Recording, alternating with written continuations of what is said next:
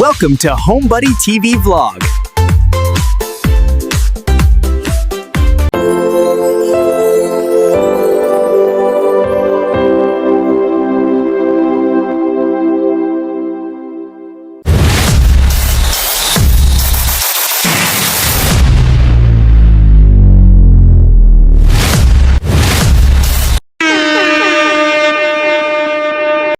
Hello, good morning guys. Ngayon, last na week ng June na.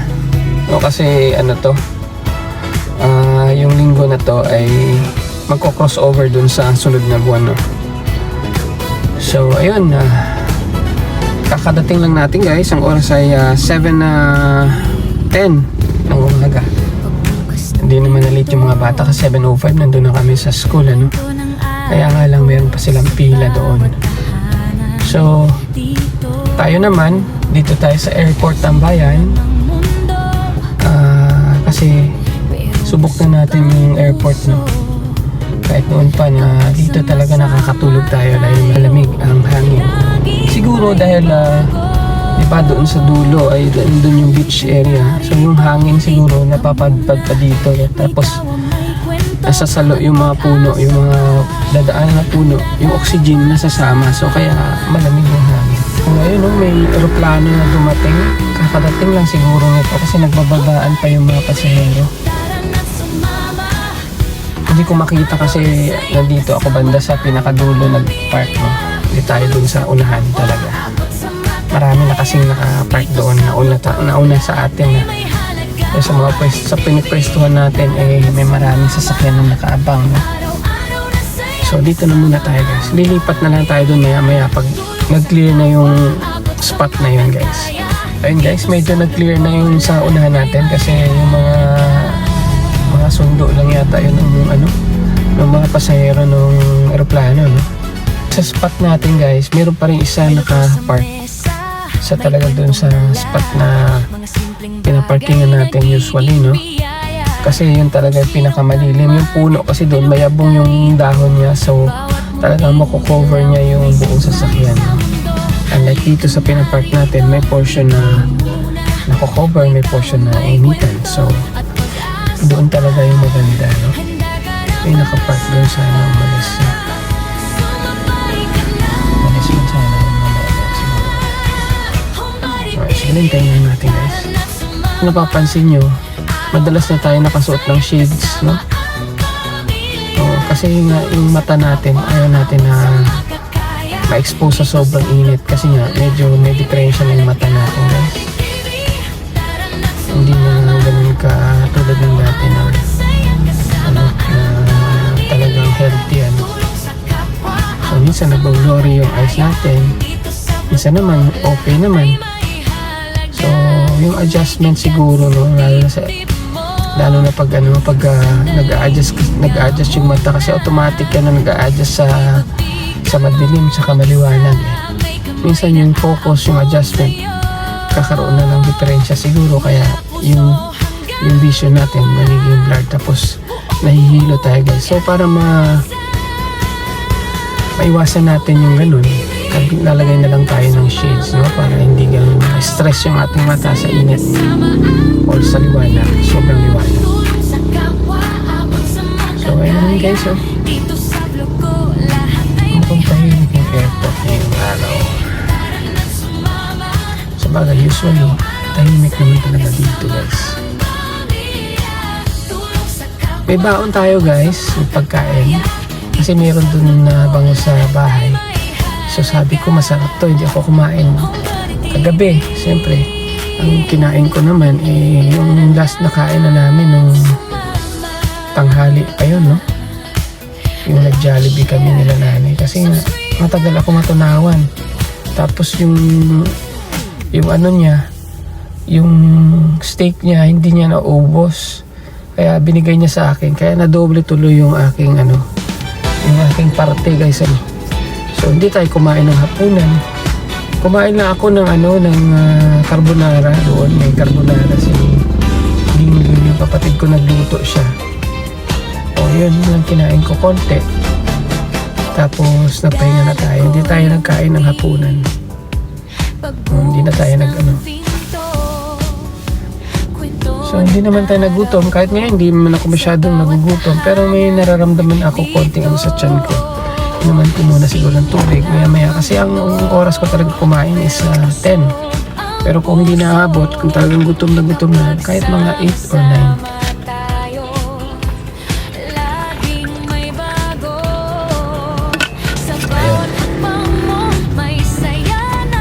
Umiinit na ng konti dito sa pwesto ko guys. Kita nyo, may init na.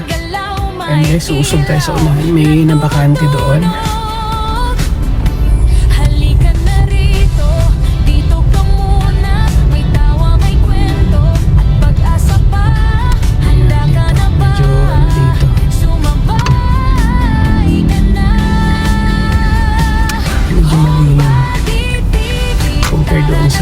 Kanina kasi punong-puno to dito ng mga sasakyan na ayun lang, sumusundo no? Sa mga pasahero. Yan, dito tayo. Yan. Guys, dito na tayo. Okay na to dito. Oras, ano na, 10:02. So, kailangan na natin kumain guys. Meron tayong baon. So, yun. Ayusin muna natin yan. Tapos meron din tayong kape. Meron pa tayong ito. Binili ko ng last time, no? Kopi ko. Ayan. Masarap yung nito, guys. Yung lasa nito para rin yung brown. Kopi ko brown. Pero mas matamis-tamis ng konti ito. Imported yata to eh. Kasi yung mga nakasulat to. Ito nyo yung nakasulat. Ibang lingwahe. Anyway, kain muna tayo guys. Buti na lang din, mainit na dito sa airport. Makulimlim. So ayun, kakain muna tayo guys.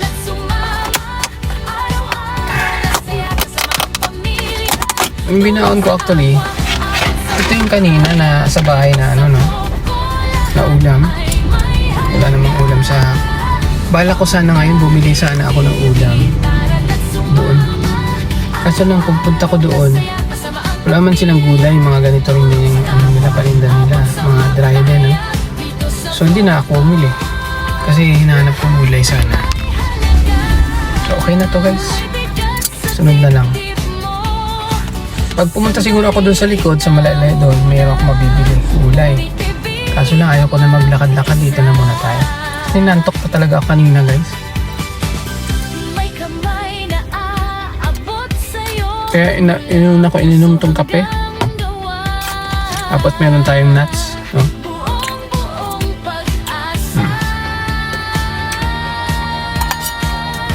Appetizer. Kapag manonood tayo ng movie, habang dito sa sakyan yung kinakain natin, ginagawa natin snacks para malibang, no? Ang oras pala guys ay 10:11 ng umaga.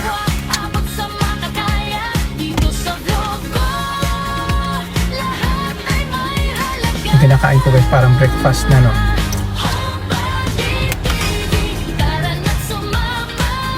Parang breakfast meal. Inom pa tayong langgonisa. Sana yung langgonisa na to walang ASF na. Kasi mga baboy delikado, no?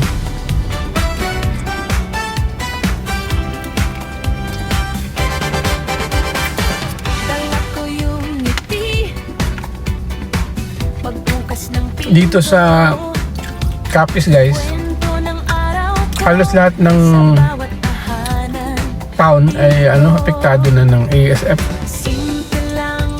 Kaya nga yung baboy sa likod, ang nalagaan, kinatay pa namin before lumala yung ASF virus. Kaya wala na yung mga baboy doon.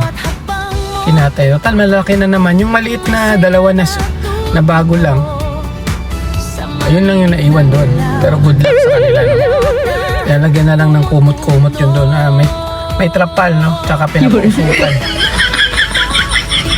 Tingnan natin kung kailan sila makaka-survive, no? Dahil sa virus kasi pagka-virus airborne yan, guys. Tapos nahahawa kahit yung mga tao na nakakain ng mga baboy na may SF. Although hindi apektado yung human, yung tao, pero sila yung carrier ng virus.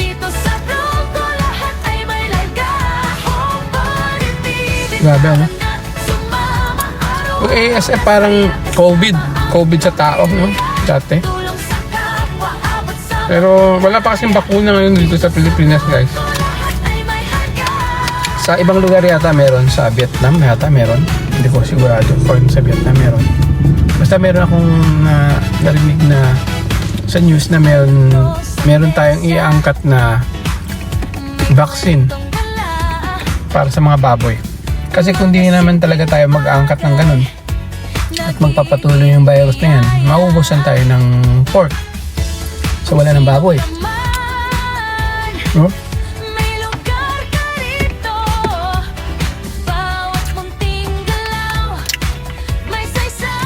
Wala malaking ano yun. Doon sa mga negosyante ng baboy. Kawalan. So, ayan, yung iba ang makaka-afford bumili ng vaccine kasi meron naman binibenta na vaccine talaga commercial pero mahal. Yung iniintay na lang ng mga hog raisers yung tulong ng gobyerno, no, na mag-aangkat yung gobyerno ng vaccine, no, yung Department of Agriculture. Pero mukhang wala pa. O wala na silang perang pambili kasi nga nandun na sa maleta, no, inimpake at binulusan na ng mga minamahal nating politiko.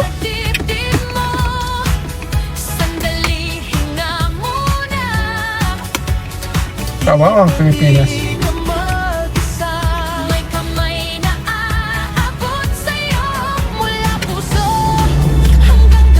Kawawa ang mga Pilipino.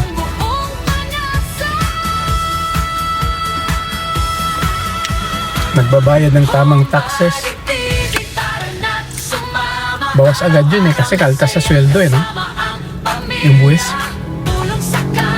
OFW, lalo na, laki ng mga binibigay nilang remittance. Pero, nandun lang yun sa mga minamahal nating mga politiko.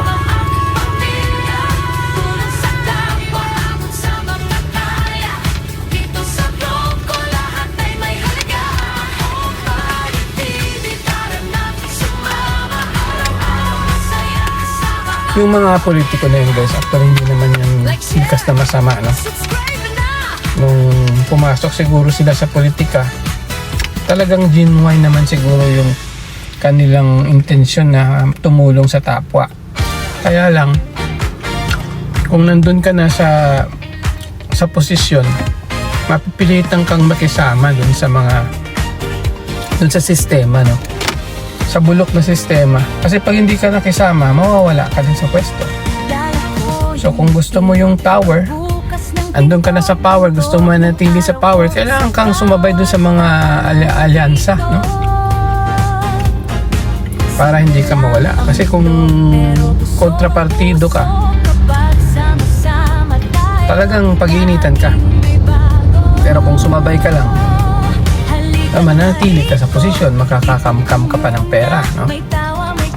So kaya yung iba pipilitan, yung hindi kinakaya nagre-resign. Pero bihira yung nagre-resign.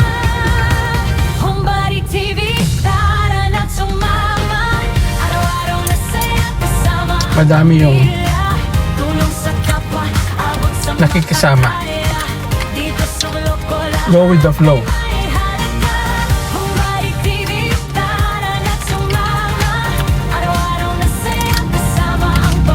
Ganun na lang, no?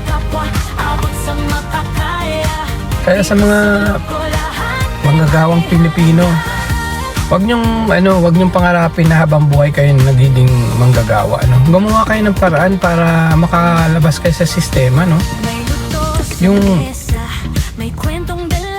mamuhay kayo ng sarili niyo, yung hindi wala kayong boss na nag-uutos-utos sa inyo, ganun. Pwede naman. No, pwede naman 'yun.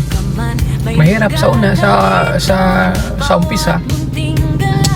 Pero pag naano niyo, katulad ko, hindi na ako nagbalik sa trabaho. Dati naman ako manager sa bangko.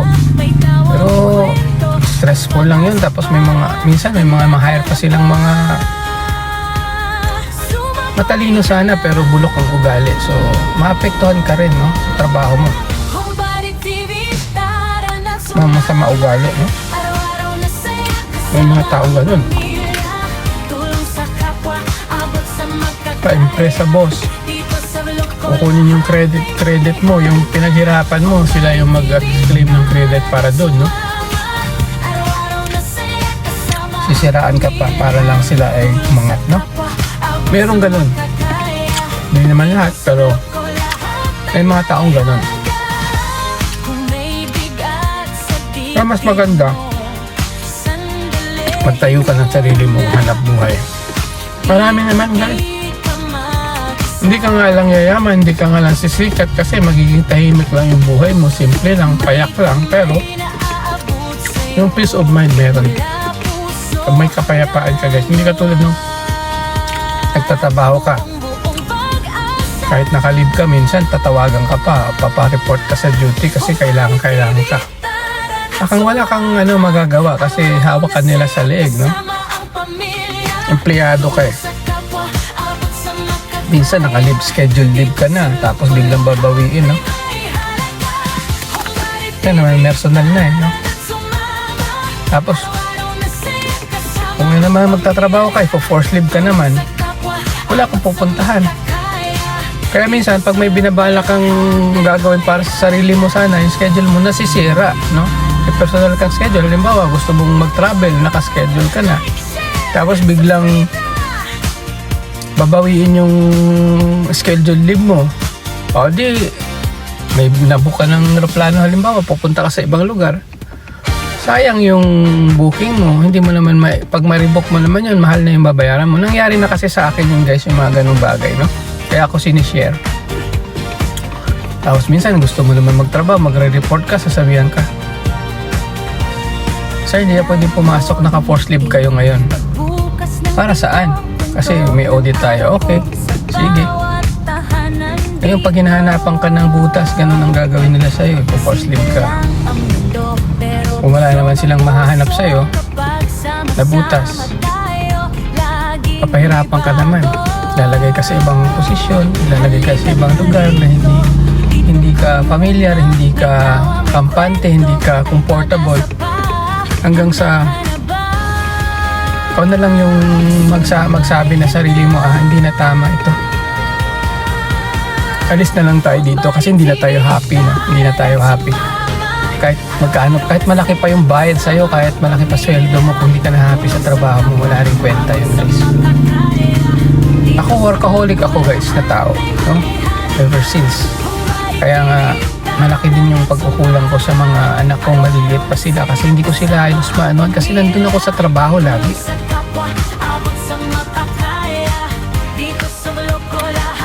Parang inaari mo nang sa'yo yung kumpanya, ano? Ayaw ko malate. Tapos lahat ng mga deadline kailangan ma-meet ko or ma-advance pa ako yung quota, kailangan ko yung maabot. Malagpasan ko pa. Pero meron talaga mga quota na unrealistic, kahit anong gawin mo, wala naman talagang mangyayari. Minsan sinasadya ng mga yan eh. Kasi meron kayong policy na pag na-hit mo yung target, syempre, mandatory increase yun, no? Compulsory sa part ng company, kailangan ka-increase kasi nasa palisiya, nandun yung nakasulat. Pero nga naman, pag tinaasan nila ng tinaasan yung quota, mahirapan ka talagang abutin yun, no? So, ibig sabihin, hindi ka ma-increasean pagka hindi ka nakaabot sa quota. Fortunately, ako guys, every year magkakaroon ako ng increase. So, isa lang ibig sabihin nun, nami-meet ko yung quota. Kahit anong ano nila. So, yung problema, di ba, pag lumalaki na kasi sweldo mo, pag ikaw nagtatrabaho, matagal na sa company, tumataas yung sweldo mo kasi nga, nahit mo yung target. Tapos ayaw na nila sa'yo kasi meron namang mga bata na nag-a-apply na kaya namang gawin yung trabaho mo. Kasi ititrain mo lang din naman yan sila. Sasabihan ka ng company na, o mag-train ka ng assistant.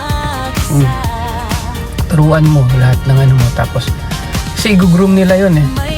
Kasi mura nga naman nila yun na kuha, di ba? Halimbawa, fresh graduate, matalino, cum laude, mga ganyan. Magna cum laude, mag-a-apply sa kanila. O kaya, accountant pa, CPA. Nangyari sa akin yan guys. Tapos, sabihin sa'yo, okay, kunin mo yan. Siyempre ikaw senior ka, pero bago yun, pero may mga ano yun, may title, may ganito, ganyan. So, i-train mo ganito, turuan mo, ganyan, ganyan. Turuan mo kasi gurum nila yun na ipalit sa'yo. Tsaka mas mura ang bayad nila doon, no? Kasi fresh graduate. Entry level yung bayad nila.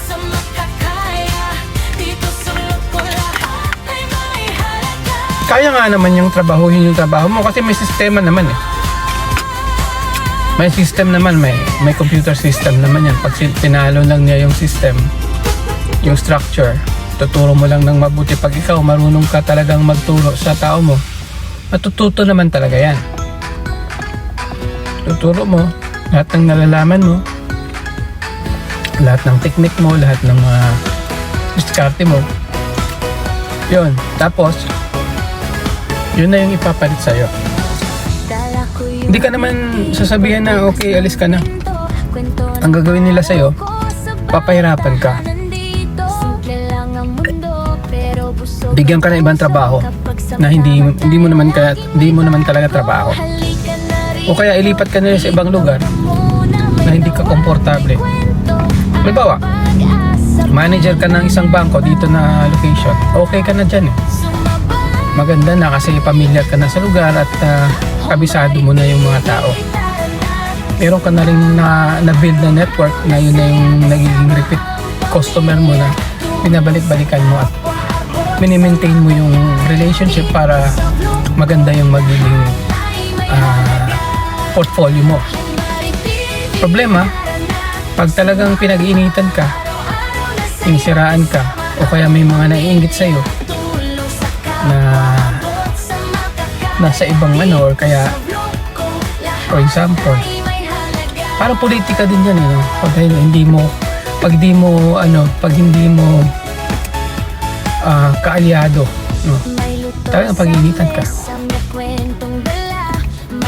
So halimbawa may mga changes doon sa headquarters, sa head office, tapos yung na-assign doon na bagong mga head doon ng mga department ay hindi mo kaalyado or dati mong nakalaban nung kayo ay magkakalibel pa. Kasi minsan may mga, lalo na babae, hirap kalabanin ng mga babae guys, no? Tapos yung boss mo kasi lalaki, no? Mas naniniwala dun sa sulsol ng mga babae, no? Hirap. Serbong ano yan, chick boy yan. Di ba? Gagawin ka lang ng issue. Totoo naman yun. Pero wala naman silang prueba, no? Siguro nakwenta ng ex-wife ko sa kanila yun, kaya ganun. Yun. Pero mga ano yun, mga nung kabataan ko pa yun, yun yung mga experience natin. Naikikwento ko lang guys kasi wala naman tayong magawa. Habang kumakain, gusto ko kasi slowly but surely yung pagkain, no? Kailangan matunaw, hindi yung mabilis tayo lumunok, tapos pagdating sa tiyan magiging indigestion, no? Sususukan mo lang din naman, maging acid. Kailangan mabagal. Dati bilis kong kumain guys, parang hinahabol. Ngayon kahit ano lang, pabagal-bagal lang, naman tayo na gumamadali. Wala tayong report na gagawin, wala tayong walang boss na tatawag at mangungulit. Kumusta na? Magkano na yung ano mo? deposit liabilities mo, magkano na loan portfolio mo, ano ba yung mga pipeline mo dyan? Meron ka bang mga HNI na mga target dyan ngayon? Bago? Pwede ba natin puntahan? Pwede ba natin bisitahin? Pupunta sila tapos papakailin mo pa guys, ano? Bibisita sa branch. Yun naman pinupuntahan nila, yun naman talaga yung nag-i-excel na branch. Hindi naman sila pumupunta dun sa kailangan sila. Parang pakitang ano lang, ano? Ba't papupuntahan? Eh okay na yung branch. Doon kayo sa pumunta doon sa mga walang ano, para matulungan ninyo kung ano yung problema, di ba? O yun nga, balik tayo doon sa papahirapan, no? Mangyari sa akin yung guys kasi okay na ako sa isang branch. Tapos i-reassign ka sa branch na may problema. Merong branch dati, isang malaking branch, 15 million naging problema niya sa loan for uncollectible niya, no? Naging ano, ang hirap i-collect. Kasi ba naman, paano ma-collect? Eh, hindi in order yung kanyang mga dokumento. Hindi mo ma-file yung claims dahil kulang yung documents. So dahil auditor ako, previously auditor ako, alam ko yun, mga kulang, anong kailangan gawin, anong ba dapat gawin. Nasaya naman ako dun sa isang branch na yun, ang hirap-hirap. 15 million guys ang kailangan na makolekta. Normally, secured naman ng mga loans lalo sa bangko kasi may collateral, di ba? Pero ang problema, pag kulang ang documents or mali ang dokumento, hindi mo yun ma-file, no? For foreclosure, no? Kasi kulang, may mga dokumento mali. So yun, inayos natin yun at fortunately hindi ko man na-collect lahat, pero meron tayong na-collect ka at na-transfer natin sa pangalan ng bank yung property, diba? So kahit magpalit pa ng manager doon, secured na yung bangko kasi yung property na dating nakakolateral nasa pangalan na ni bank. Ako gumawa nun guys. Sa time ko na yun, pina-transfer ko lahat, no? Ginawan ko ng yung mga kulang-kulang na documents. Ginawan ko ng paraan. Siyempre, pupunta mo yung client, kaya kausapin mo kahit hindi na makipag-cooperate sa'yo. Kailangan didiskartehan mo yung paano siya mag-cooperate sa'yo, paano kayo maging win-win solution. Diskarte na yun, no? Ang importante, ma-protect mo yung interest ng bank na kailangan ma-secure mo yung property na may transfer talaga sa bank. Kasi para kung anytime na ibenta niya yon sa iba, pwede. Mababawi niya yung kanyang pinautang, no? So yun. Meron ng mga na-transfer ko. Ang tawag doon ROPA, no? Mga properties na na-repossess ng bank. So, bahala na yung ibang yung manager na sumunod or sa sunod na ano kung benta nila. Kasi bangko na yung nakapangalan doon.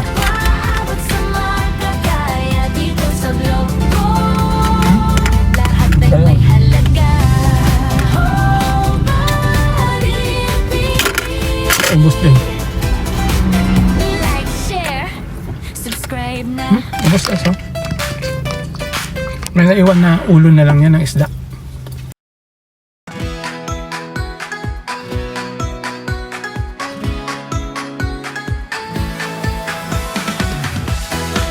Nakalimutan ko pala mag-inject guys ng insulin. Kailangan na ito mag-inject kasi nakakain tayo. Ano ba yan? Na lang na matutulog na sana ako eh. So ito yung guys, oh. Nagtaka nga si nanay, sabi niya, hindi pa naubos yung ano mo, yung insulin mo. Kasi bumibili ako nito isang box. 5 piraso lang yan. So usually, yung isang box na yun, before pa matapos yung buwan, ubos na yun. Kaso nung nagtaka na siya na nakailang buwan na, Sabi niya, di pa naubos yung ano mo, yung insulin mo. Sabi ko, meron pa na iwan. Dalawa yata, dalawang ganito. Lexpen. Sabi ko, ganun. Sabi niya, dati-dati, kulang na yan, isang box. Kulang sa isang buwan. Sabi ko, kasi nga, nag-adjust tayo ng kain. Diba? Kasi di na lang tayo kumakain. So, natural, pag yung ano kasi ng doktor dito, mag-incheck ako ng ano, sa umaga. Yung mataas yung dosage sa umaga. Kasi para niya yun sa breakfast tsaka lunch. Tapos, may turok pa ako sa gabi para may sa dinner. Eh ngayon, di ba, 2 beses na tayo kumain. So yung panturok ko, yung pang umaga, yun na yung hanggang paggabi. Hindi na tayo, once lang tayo nagtuturok everyday. So yun matipid. Kasi nga naman ba tayo magtuturok, eh, hindi naman tayo kumain paghapunan. Ito kasi, pag nagturok ka nito, papapersa yung katawan mo, na-absorb nyo yung kinain mo. No? Kasi kung pag walang insulin, yung kinakain natin pag kumain tayo, ihi lang natin. So kaya tayo nananaba dahil sa insulin.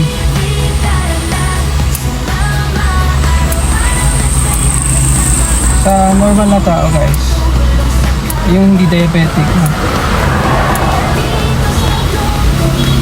yung organ natin sa loob ng katawan, yung pancreas, yung nagsisikret ng insulin. So yun, pag kumakain tayo, automatic yan. Yung pancreas natin maglalabas ng insulin para ma-absorb ng katawan natin yung kinakain natin. Pero dahil sa akin, ako ay diabetic na at hindi na gumagana yung pancreas, kailangan tayo mag-inject ng insulin manually. So yun yung purpose ng insulin guys. Siyempre mag-i-inject ka lang, common sense. Pag-i-inject ka lang ng insulin kapag kumain ka. Pag di ka naman kumain, ba't ka mag-i-inject ng insulin? Wala kang kinain. Papatayin mo yung katawan mo, no? Magkakahipo ka. Mahahipo ka. Kukulaps ka. Ganun lang yun kasimple. Ayun, so yan, tapos na. May konting kurot pero okay lang. Nasanay na yung katawan natin. Nasanay na yung tiyan natin.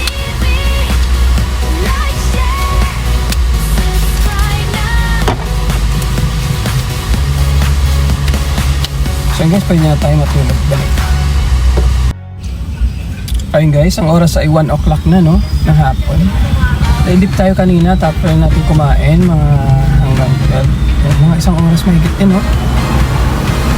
So ngayon naman, naisipan ko punta muna tayo ng Gaisano Mall kasi magtingin-tingin ako doon. Baka may mga bagong sale doon ng damit, no?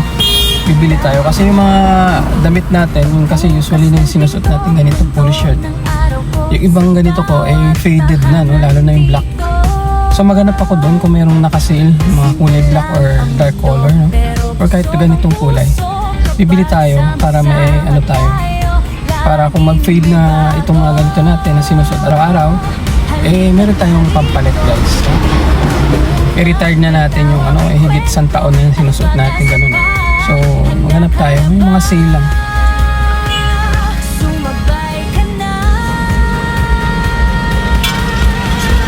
Para makamura tayo.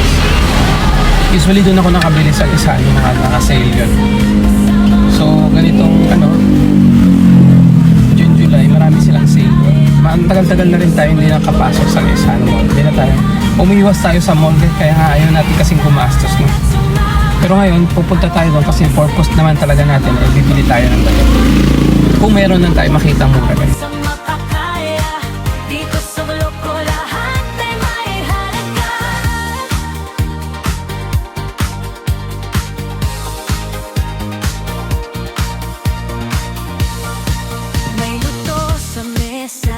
May kwentong dala, mga simpleng bagay, nagiging biyaya.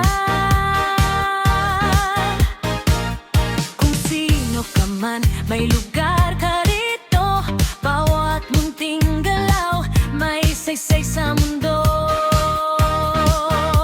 Halika na rito, dito ka muna. May tawa, may kwento, at pag-asa pa. Handa ka na ba? Dito na tayo sa mall. Pasok muna tayo. Sumabay ka na.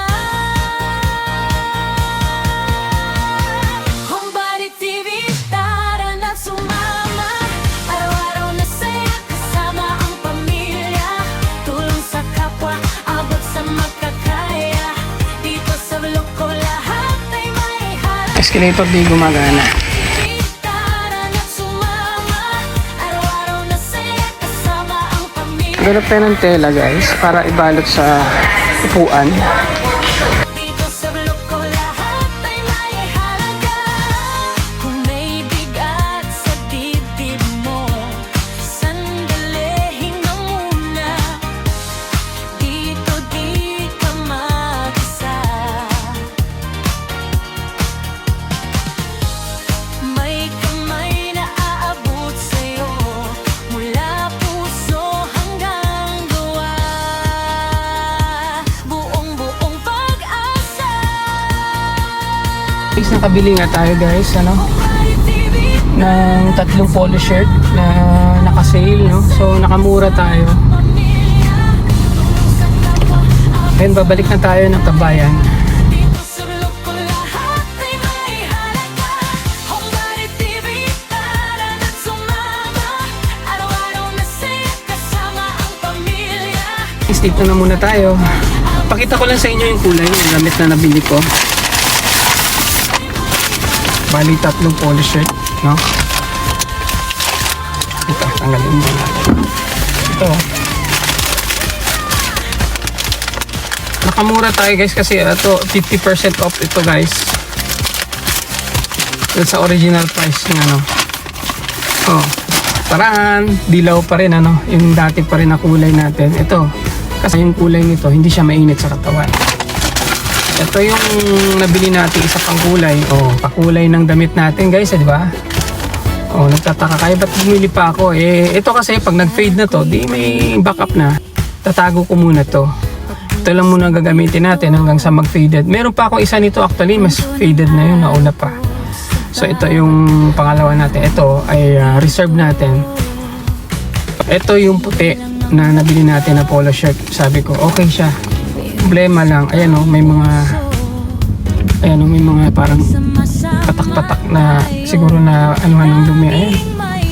Pero sa tingin ko, nadumihan lang to. No, na ano lang, napatakan lang ng dumi. Parang natuluan siguro to, no? Pero matatanggal lang ito. Ayan. Medium size, no? Dati small yung kinukuha natin. Ngayon nag-upgrade na tayo kasi medyo lumaki tayo ng konti. Payat na payat tayo no? Lalo nung kagagaling lang natin sa ospital. Sobrang payat natin guys. Meron naman ako mga puti sa bahay pero t-shirt lang, hindi polo shirt.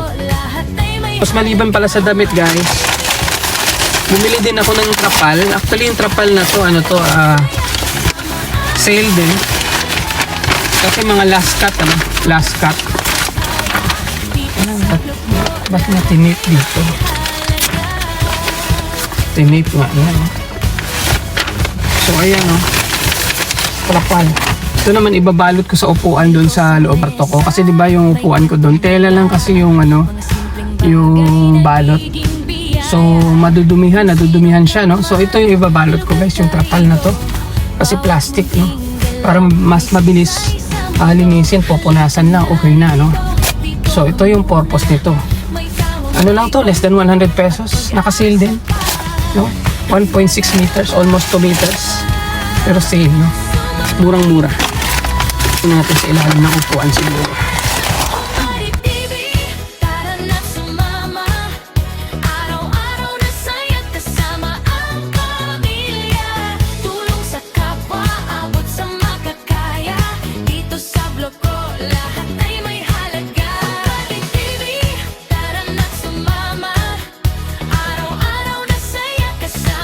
Oras ay 4:30 na. Natulog ako. Karaming tuloy. So yun guys, punta na tayo ng school. Kawawa naman yung mga bata. Nakatulog tayo guys.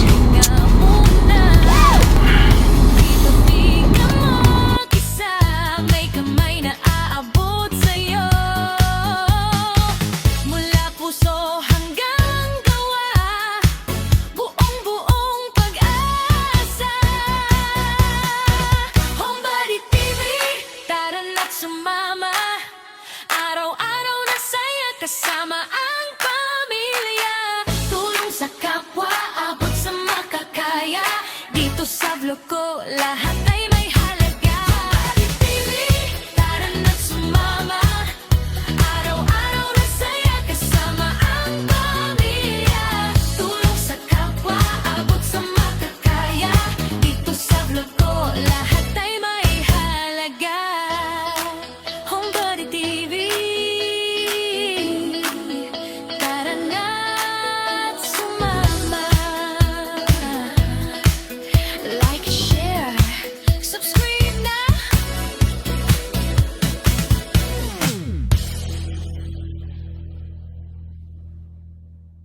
Kung wala pa naman sila, buti na lang, no? Hindi tayo, so na ano naman siguro talaga sila. Kaya walang message eh. Wala namang message yung mama nila na dismissal na sila. So ibig sabihin, tama lang, no?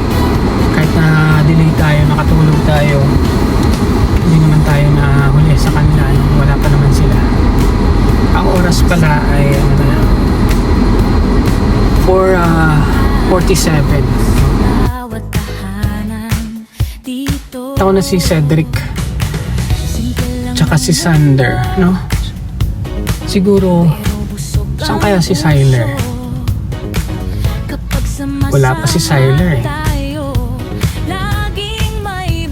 Wala pa rin yung etiquette nila. Kasi kanina may bit-bit yun na baton eh. May practice yun sigurado sa majorette niya. Ayun na yan. Ayun na pala si Kate eh. Si Syler yung wala.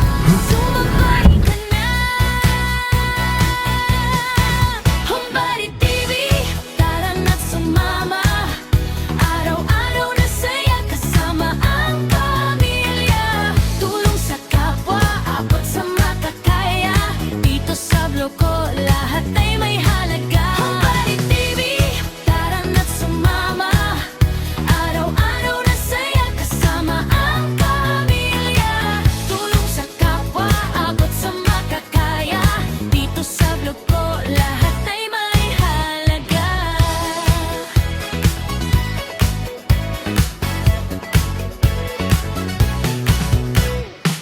May luto sa mesa, may kwentong dala. Mga simpleng bagay nagiging biyaya. Kung sino ka man, may lugar ka rito. Bawat munting galaw, may sasay sa mundo. Halika na rito, dito ka muna. May tawa, may kwento, at pag-asa pa. Handa ka na ba? Sumabay ka na. Homebody TV, tara na't sumama. Araw-araw na saya kasama ang pamilya. Tulong sa kapwa, abot sa makakaya. Dito sa vlog ko, lahat ay may halaga. Homebody TV, tara na't sumama. Araw-araw na saya kasama ang pamilya. Tulong sa kapwa, abot sa makakaya. Dito sa vlog ko, lahat ay may halaga. Kung may bigat, So ayun guys, nandito na kami sa bahay. Kakadating lang namin. I-park ko lang yung sasakyan. Ikot ko lang muna. Medyo ano na, oras 5:35, no? Ayun nga, nag-practice pa kasi si Kate kanina guys. Yung majorette niya, no? Kaya ayun, naghintay rin naman sila.